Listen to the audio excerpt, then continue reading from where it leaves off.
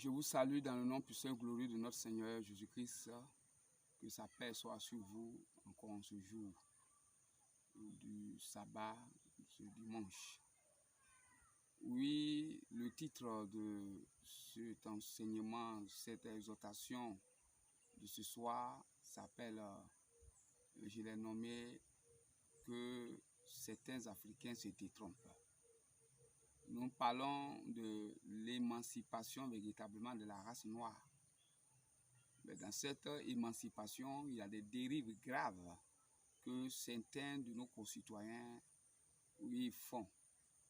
En parlant véritablement des Occidentaux, lorsque nous disons que l'évangile, comme je l'ai déjà dit, vient des Blancs, et que nous devons tout donner ce que les Blancs nous ont envoyé, il ne faudrait pas que nous fassions cette erreur grave.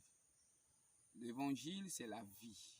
Et personne ne peut, contre l'esprit qui anime l'évangile. Vous-même, vous savez, en Israël, combien de fois les apôtres ont été persécutés.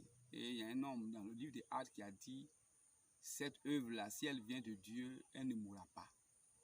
Et à partir d'Israël, l'évangile est arrivé jusqu'à nous.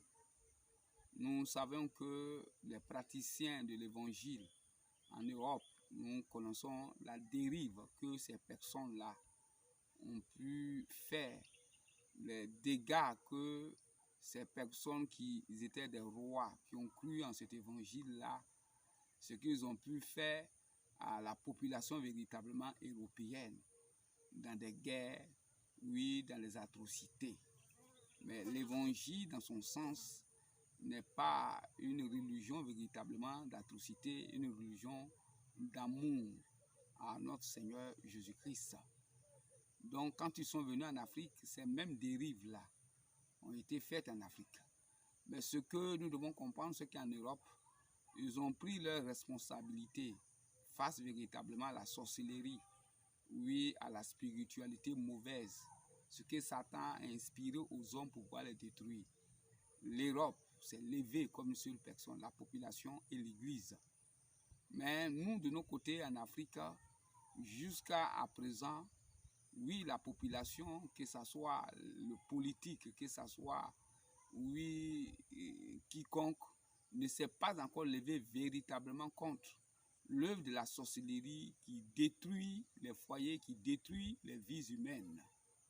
Chers frères et sœurs, oui, en Afrique, la seule organisation qui combat la sorcellerie farouchement, c'est l'Église. En telle enseigne que Satan même a envoyé des faux prophètes, des faux serviteurs de Dieu au milieu de nous, afin que la sorcellerie ne puisse pas être combattue farouchement.